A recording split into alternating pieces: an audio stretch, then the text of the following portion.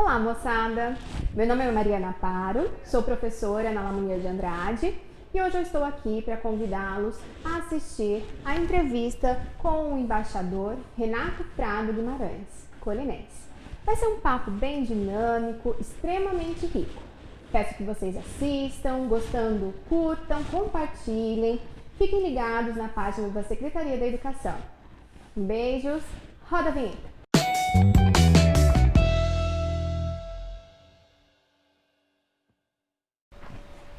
Bom, abrindo então a nossa sessão de entrevistas especiais, nós estamos aqui nessa tarde com o embaixador Renato Prado Guimarães, que é nascido em Colina, filho de Mário Mazei Guimarães e Hilda Prado Guimarães.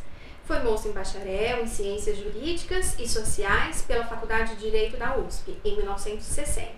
Trabalhou como jornalista nos periódicos Folha da Manhã, atual Folha de São Paulo, e o Estado de São Paulo. Renato Guimarães foi diplomata por 45 anos e, dentro destes, 13 anos como embaixador. Praticamente passou grande parte da vida fora do Brasil, servindo nos consulados e embaixadas espalhados pelo mundo. Autor de 2 livros, Crônicas do Inesperado e Vou-me Embora para Colina, e hoje residente em nossa querida cidade. Desde já agradeço, senhor Renato, o carinho de ter aceitado o nosso convite e estar aqui hoje nos recebendo em sua casa. Muito obrigada. Muito obrigado. Para mim é uma honra, além de um prazer, tê-la aqui com a equipe de vocês para essa que parece ser a entrevista inicial dessa série tão promissora que vocês estão encetando, né? Promissora não pelo seu início, certamente, mas por vocês que vão levá-la a cabo, tenho certeza, com muito sucesso. Muito obrigada. Bom, então para que a gente possa iniciar essa nossa conversa, ficaria difícil fugir daquela famigerada pergunta, né? Por que o senhor escolheu a carreira de diplomata e qual exatamente o papel de um diplomata, de um cônsul, um embaixador? Quando eu terminei a Faculdade de Direito de São Paulo, surgiu aquela pergunta que cabe a todos nós numa certa época da vida, né? O que fazer agora, né? E meu pai, que era muito avançado em matéria de ideias, soube que começava a haver um procedimento tecnológico para avaliação profissional. Era coisa absolutamente nova. Eu me lembro até que eu fui ao consultório do primeiro pioneiro disso no Brasil, cujo nome era Pater Nostro, um nome bastante curioso, né? E ele deu o veredito dele, que eu deveria seguir a carreira de meu pai, jornalista, ou tentar a diplomacia, né? Aí eu comecei a trabalhar na Folha de São Paulo, justamente, que era um jornal que estava inovando muito, e bastante, digo sem nenhuma imodéstia, graças a meu pai. E isso me fez o primeiro jornalista brasileiro admitido no jornal por concurso, que a Folha começou a fazer concursos para recrutar jornalista. Ao invés, porque naquele tempo não existia nem escola de jornalismo, havia um esboço de escola na Casper Libero, eu creio. Mas o jornalista era um advogado fracassado, entende? Um diplomado em ciências, em letras, que não tinha dado certo. Então eu pegava o jornal, era mais um pouco a vala comum dos insucessos profissionais. E eu comecei então na Folha, eu trabalhei 3 anos na Folha, depois mudei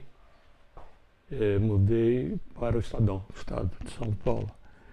E pelo Estado eu fui para a sucursal em Brasília, a sucursal do jornal naquele tempo, de uma Brasília absolutamente novata no mundo, né? Isso é 61. E lá em Brasília fazia a cobertura do Senado e das relações internacionais. E fiz amigos no Ministério das Relações Exteriores, que tinha um gabinete lá, um gabinete do ministro muito pequeno, tinha 4 ou 5 diplomatas só, mas gente de muito bom gabarito. Depois talvez eu até volte a falar nisso.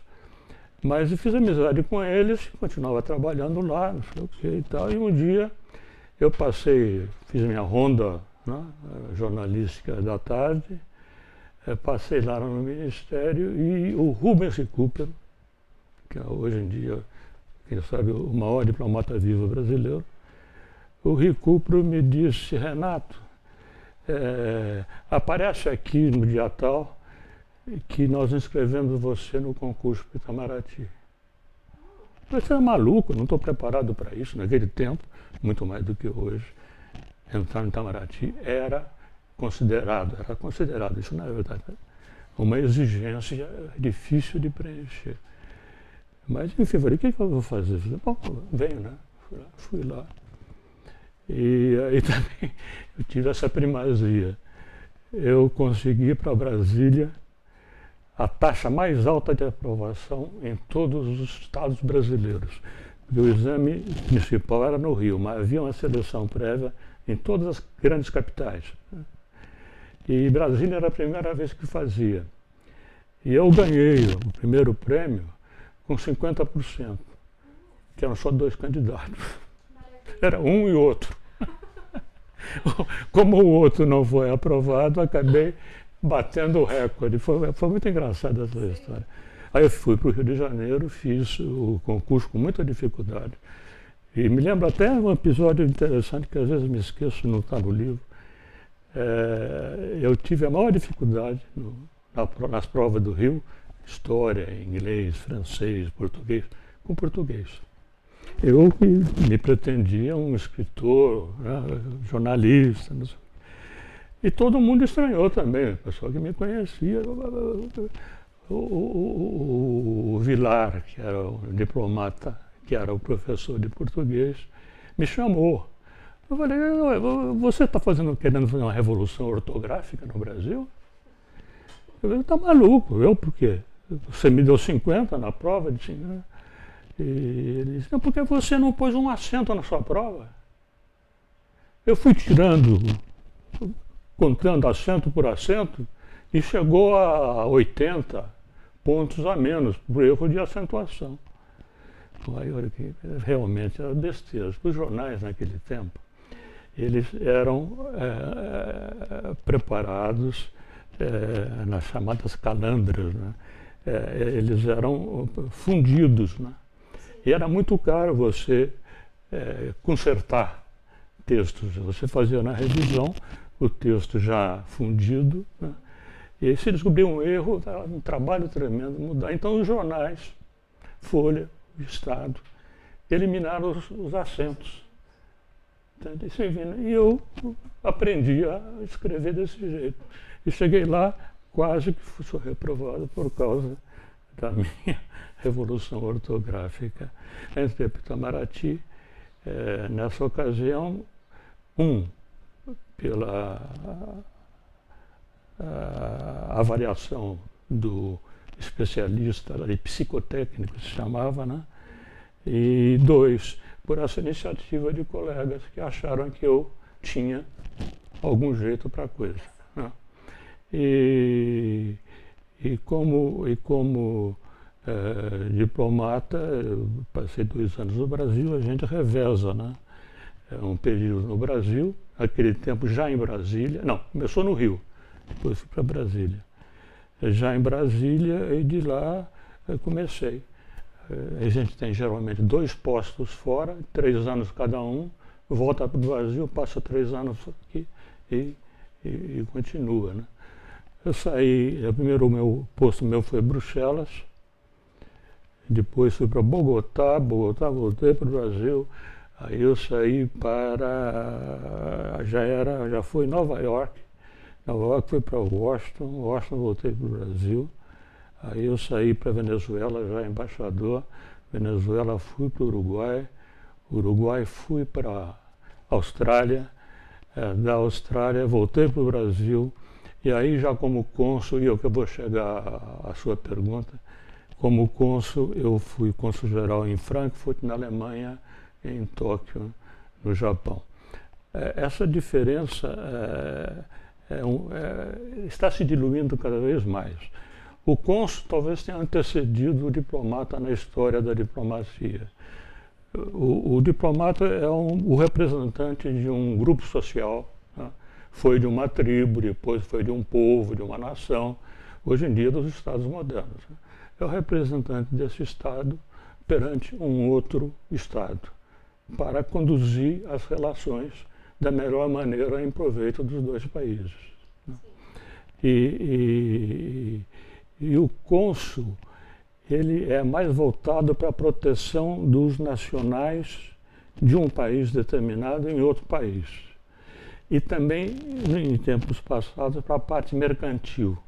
Era a famosa fatura consular, os documentos de carga, de transporte, desde a antiguidade mais remota, eram rabiscados, eram visados como bons pelos cônsules. Né? Então, o diplomata tem uma tarefa mais genérica, mais política, cultural, econômica. O cônsul é um pouquinho mais o cartório da diplomacia. Entende? Essa é que é a diferença principal. Eu tive as duas experiências e, curiosamente, gostei mais de consulado, que é considerada menor entre as duas coisas.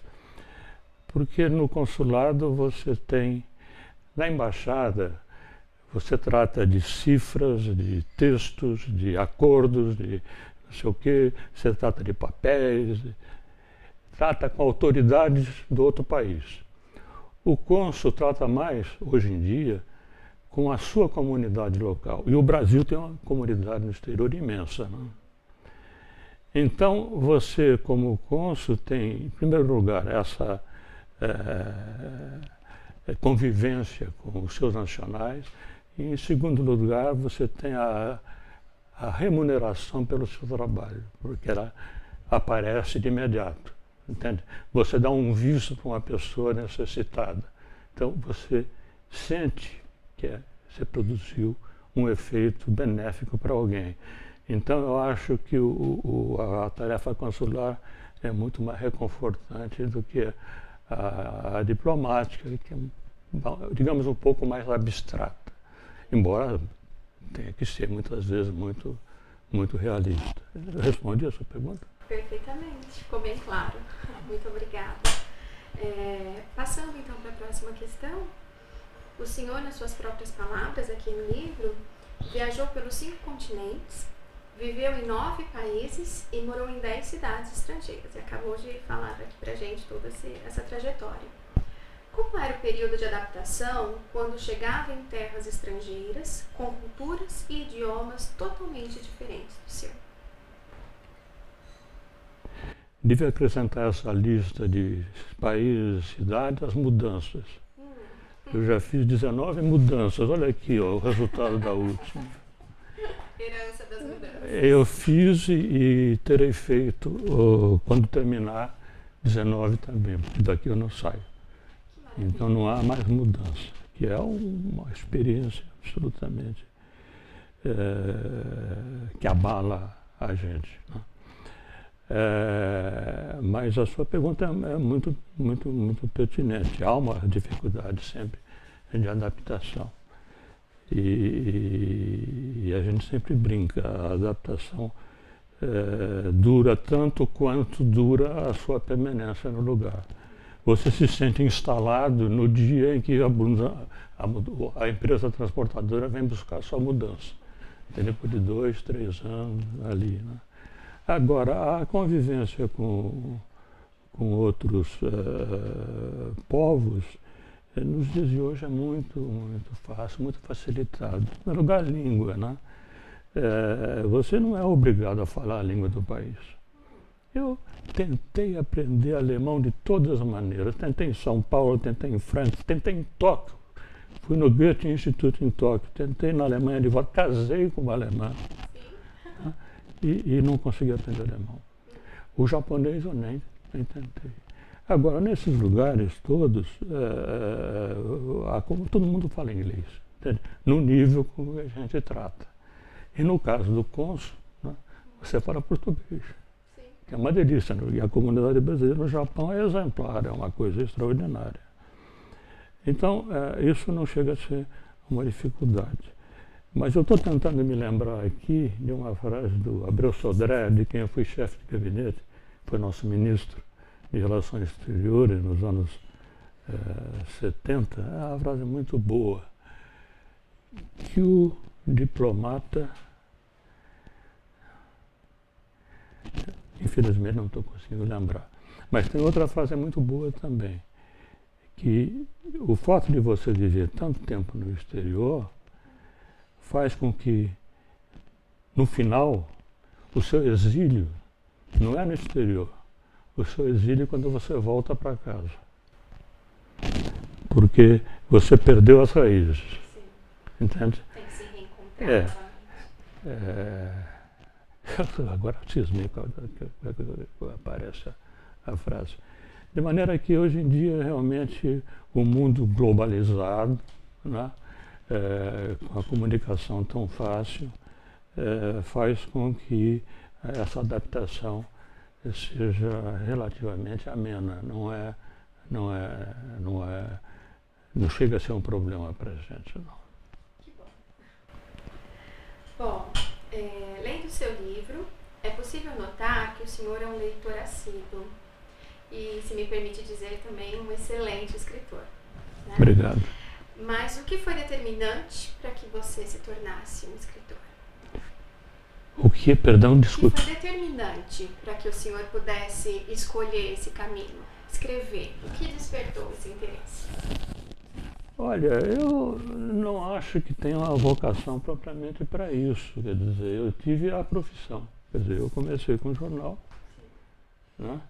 E no Itamaraty é muito importante a escrita. Na diplomacia em geral, não só no Itamaraty. É realmente muito importante. Quer dizer, a arte de escrever, porque a negociação é oral, mas o acordo é escrito. E a arte de escrever é absolutamente essencial para a gente. Aliás, hoje em dia não sei mais, mas 20 anos atrás, eu descobri, detetive digital, eu descobri um fake site do Banco do Brasil, por um erro de português. O site estava perfeito, aquelas coisas, absolutamente perfeito. Eu li e encontrei um erro de concordância. Eu falei, o funcionário do Banco do Brasil não faz esse tipo de erro. Eu fui falar com o meu gerente lá na agência paulista do Banco do Brasil. Foi um dos primeiros fake sites, foi em 1995, 96, por aí. Porque o Banco do Brasil mantinha até então a tradição de escrever bem. Entende? Coisa que foi se perdendo, se diluindo, a ponto de hoje em dia a gente ter que conviver com barbaridades aí, até no mais alto escalão. Né? Então, até no... Bom, vamos deixar isso de lado. O cara já foi embora, mas... então a gente estava falando... A respeito da arte da escrita que o senhor... Porque, então, realmente, a escrita foi profissão para mim. Esses dois livros são acidentes, são meros acidentes. Entende? O primeiro, esse Crônicas do Inesperado, que publiquei em 99, creio, 98, né? Foi a necessidade que eu tive de pôr por escrito uma série de curiosidades, entende? Que eu tinha descoberto durante a vida. Quer dizer, eu chego embaixador na Venezuela e descubro que o Macunaíma não é brasileiro, é venezuelano. Entende? Hoje em dia já se divulgou isso, já se sabe que o Macunaíma é um protagonista de umas lendas dos índios ali da fronteira de Roraima, recolhidas com o alemão, e que o Mário de Andrade copiou, quer dizer, usou o índio como inspiração para o livro dele. Então, é um dado cultural importante para a gente saber. Eu usei muito isso para aproximar os dois países. mostrar que somos parecidos, que temos origens semelhantes, temos raízes próximas, né? E várias coisas desse tipo, quer dizer, eu descobri que o primeiro item, como embaixador na Austrália, exportado para a Austrália, importado pelos australianos, foi cachaça brasileira. Que virou dinheiro lá, como não tinha moeda corrente, né, eles negociavam com cachaça. O fundador da Austrália, que comandou a primeira esquadra, que a Austrália foi povoada como a Nova Zelândia pelos excessos prisionais dos prisioneiros na Inglaterra. Tinha prisioneiros demais, não tinham onde pôr.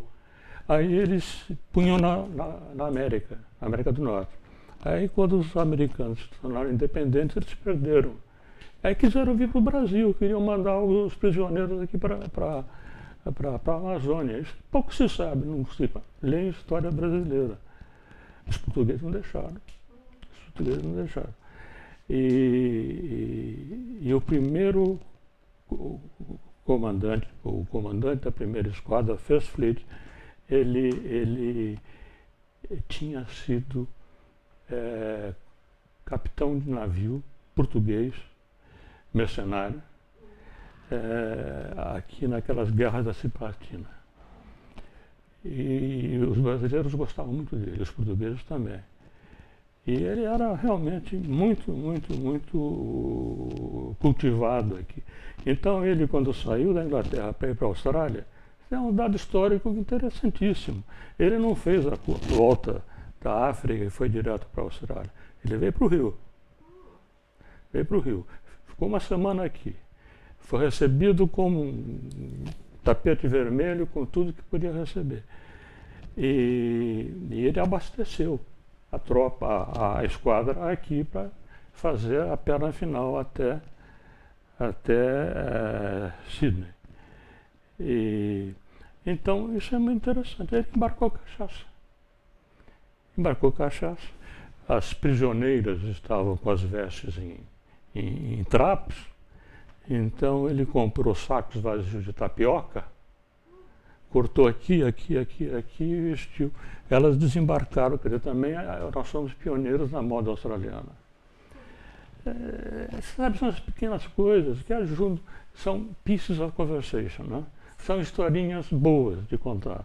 E quando mostram semelhança entre países, né, elas são muito bem-vindas. Os australianos adoravam a história da cachaça, eles adoram beber, né? Beber para ficar bêbado, não é beber para se divertir, não. É engraçado. Tudo isso responde a sua pergunta. Respondeu, muito obrigada. E aí o senhor disse a respeito da escrita, né, que disse que foi um acidente. A escrita dos 2 livros, o senhor disse que teria sido um acidente. A gente pode esperar um terceiro livro? Não. Eu tenho vários prontos. Nenhum para divulgar. Quem sabe, então? Não. Eu perdi o entusiasmo. Não tem graça. Veja bem, eu reuni essas crônicas aí porque tudo começou também acidentalmente. O Centro Cultural de Frankfurt recolheu o meu discurso, gravou meu discurso de despedida lá e publicou. Eu não sei como um site aqui de Colina pescou, descobriu e publicou aqui, né? E depois publicou mais crônicas. Eu fui escrevendo historinhas aqui, historinha ali. E eu, no final, achei que valia a pena como documento, né, como testemunho da cidade e como homenagem a ela também, né, conversar com o Diebe para publicarmos isso juntos, né. Agora, daquela primeira safra do primeiro livro, 99, ficaram muitas coisas que estão por aí, de vez em quando eu leio, mas não vejo grande entusiasmo, não. O primeiro livro, ele foi publicado pela imprensa oficial de São Paulo. E a única referência que eu tenho dele boa é do Veríssimo, que é o nosso cronista mor, que usou uma crônica minha, numa crônica dele para o Estadão, e disse que as minhas crônicas eram ótimas. Eu tenho que me contentar só com isso, porque não houve mais. Esse livro você não conhece. Depois eu vejo. Acho que ali atrás daquela raquete tem esse livro. Deve ter.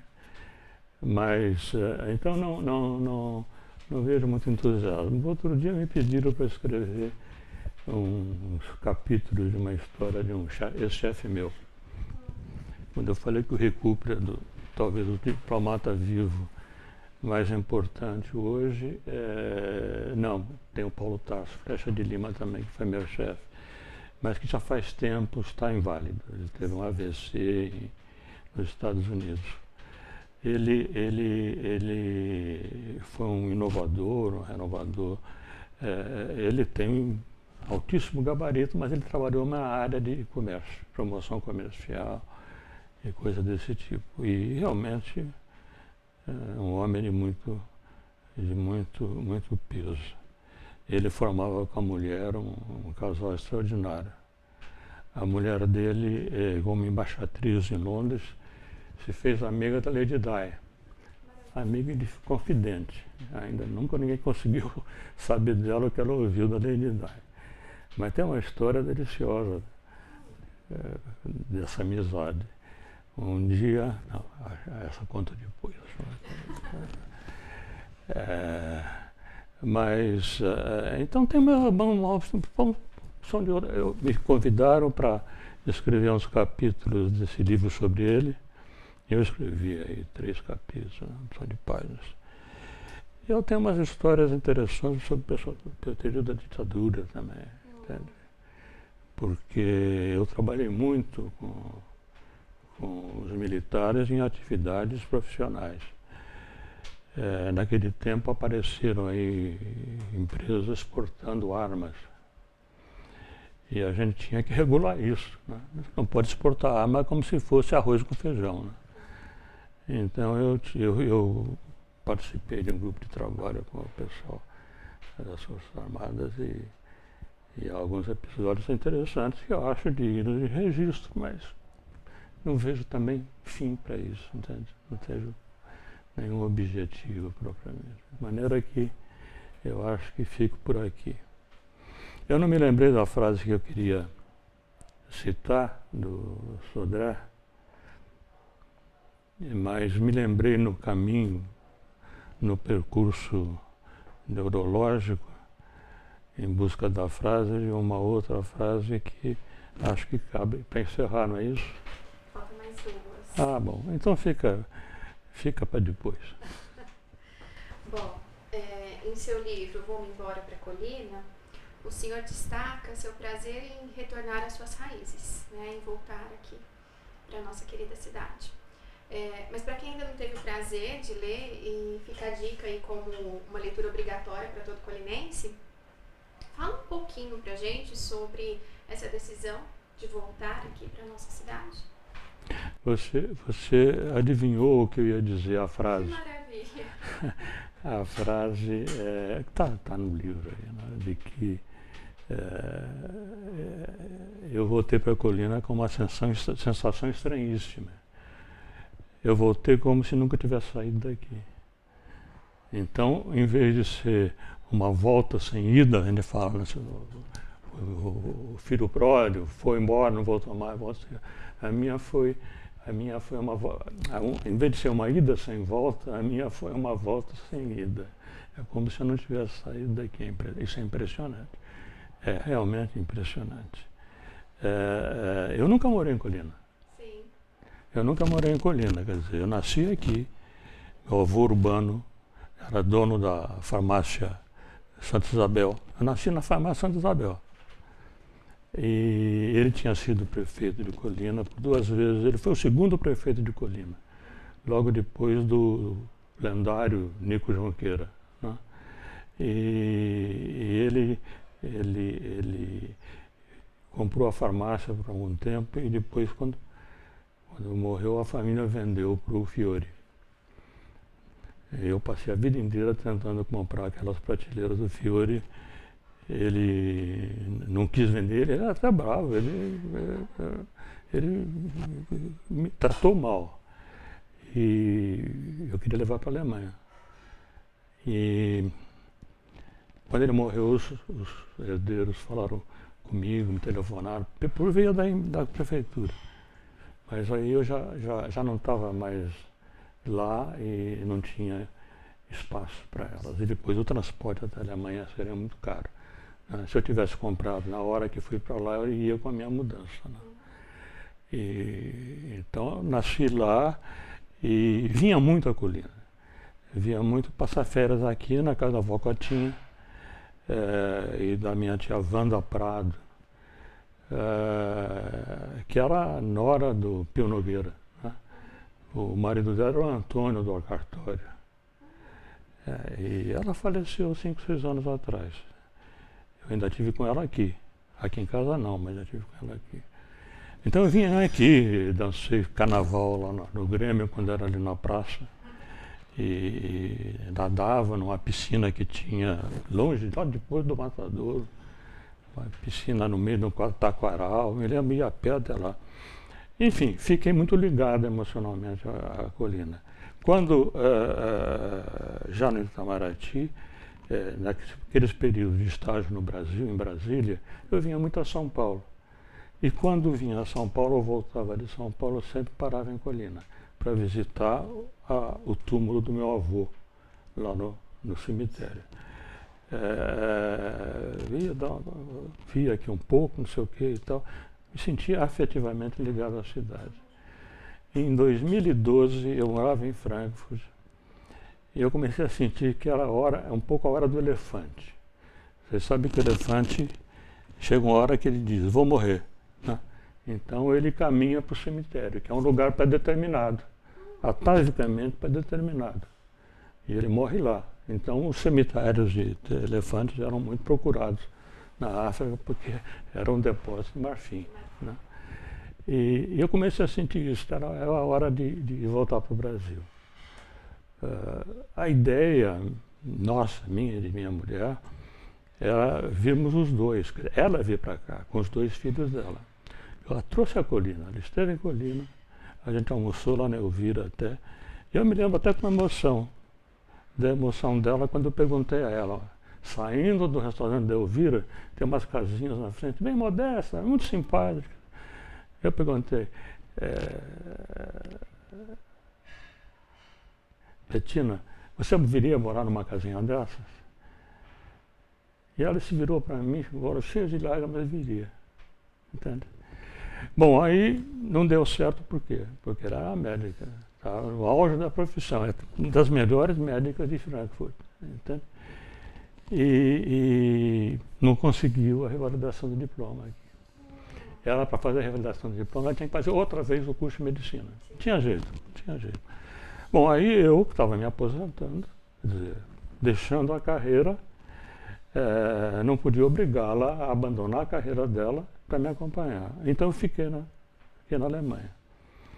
Eu aposentei-me em 2008 e fiquei até 2012 lá, quando realmente me deu essa sensação do elefante, de que era hora de ir para algum lugar. Quando eu cheguei aqui foi muito engraçado, que eu comecei a procurar carro. Aí, que carro vou comprar? Conversei com amigos aqui, amigos ali. Aí eu disse, não, essa marca aí não compra não, que não é boa de revenda.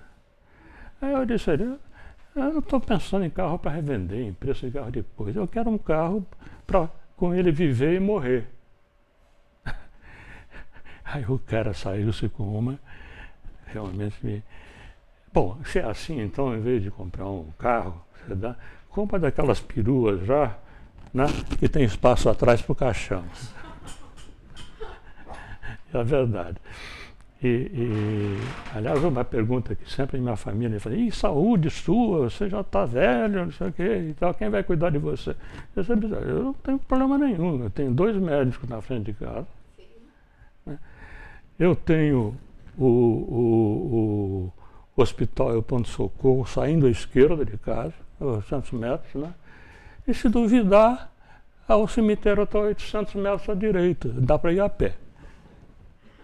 Então, foi isso. Mas, enfim, essa sensação de voltar sem nunca ter ido é uma coisa que me agarrou, entende, mentalmente, assim, porque é uma sensação muito forte.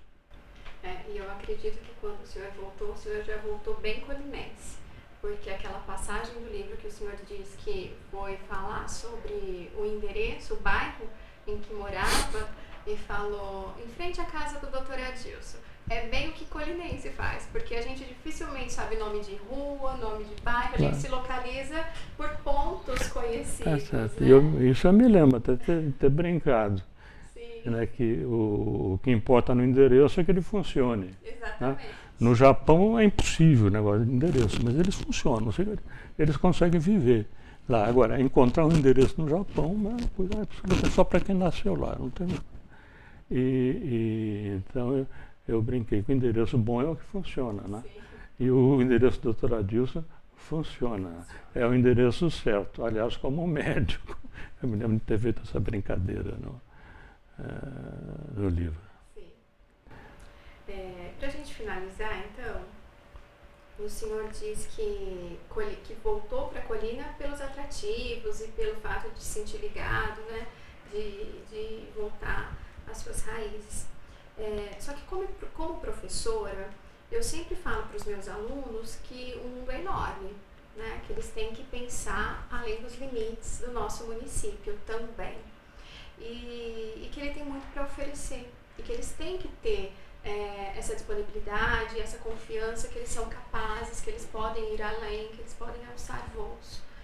E eu gostaria que o senhor deixasse uma mensagem, então, para os nossos jovens, para os nossos adolescentes, sobre crescimento, sobre aproveitar oportunidades e descobrir novos mundos, novos caminhos, como o senhor fez ao longo da vida.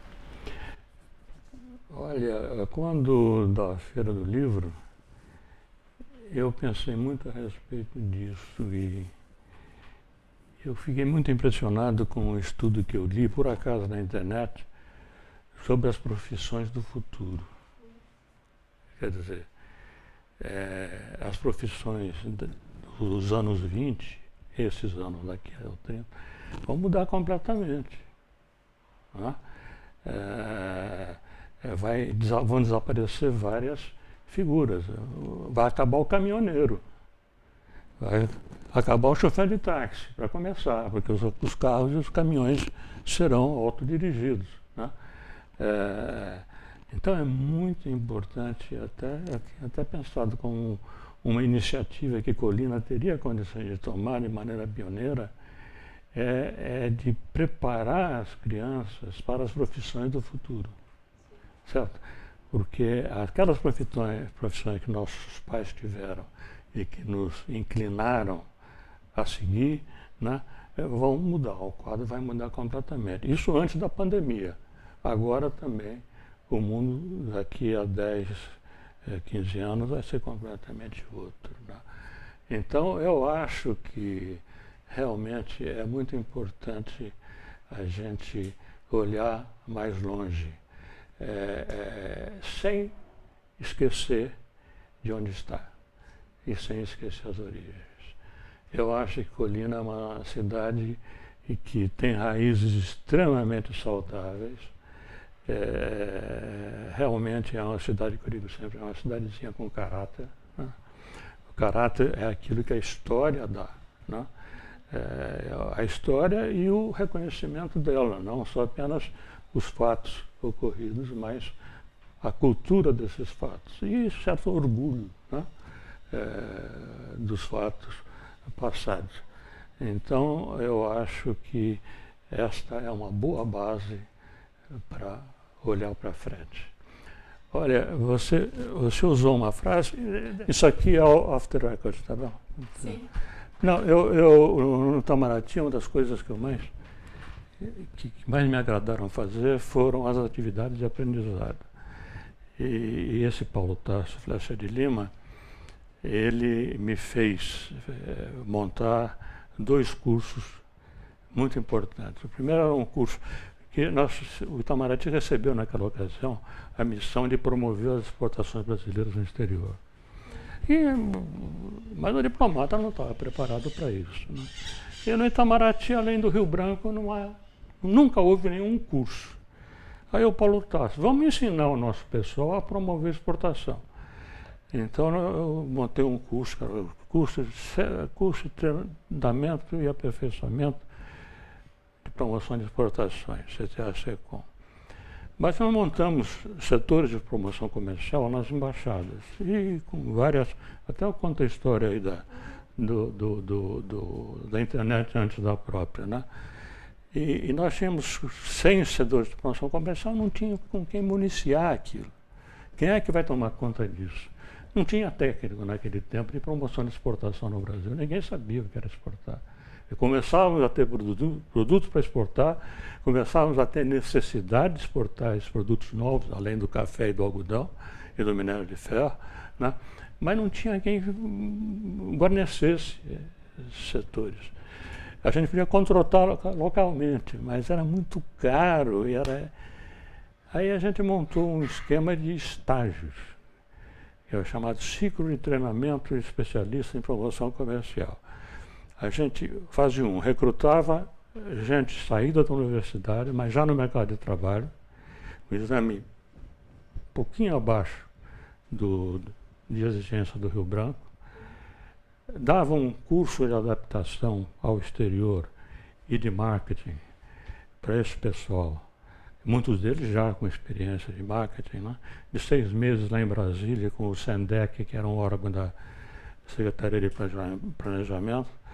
E depois a gente mandava eles para o exterior para trabalhar on the job, quer dizer, trabalhar em serviço. Eles iam desempenhar as funções de promoção e exportações e ao mesmo tempo aprender a promover exportações. Ficavam 2 anos no exterior, trabalhando para nós, e voltavam para o Brasil e se reincorporavam ao mercado nacional de trabalho. Então ganhava todo mundo, ganhávamos nós, que nós tínhamos eles trabalhando para a gente. Não gastávamos esse dinheiro com técnicos do exterior, aí, alienígenas, né? E contribuímos para a formação de recursos, né? Importantes para o desenvolvimento nacional. E para a empresa privada brasileira que precisava de gente para ajudar na exportação. Então foi um troço muito bem sucedido, fizemos 7 deles. Sempre faltou uma última fase. Eu tinha preparado no projeto a avaliação. A gente tinha uma avaliação assim de ouvir falar, não sei o quê, que todo mundo tinha dado certo, não tinha tido muito problema, não sei o quê. Morreu um rapaz na Arábia Saudita, não sei, nem sei o que foi. Mas, enfim, era um grupo de 20, 30. Quer dizer, a gente estava rodando sempre 60, 70 pessoas. Aí outro dia eu recebo um convite para ir a Brasília, dos participantes do 4º ciclo. 38 anos depois de se formarem, eles se reuniram em Brasília, entende? Para comemorar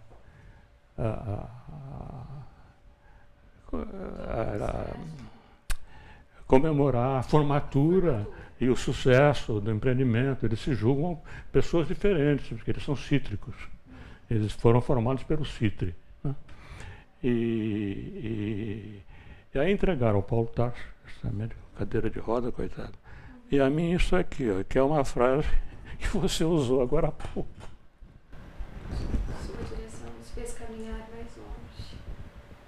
Embaixador Renato Prado, sua direção nos fez caminhar mais longe. Brasília, 2016. Isso foi ano passado, né? A 4ª turma da CITRI, 1975. Eu prezo muito isso, né? Bom, a gente gostaria de agradecer, então, pela sua atenção, por nos receber hoje. Tem um cafezinho ainda aí. Pede um cafezinho lá para ela, chama.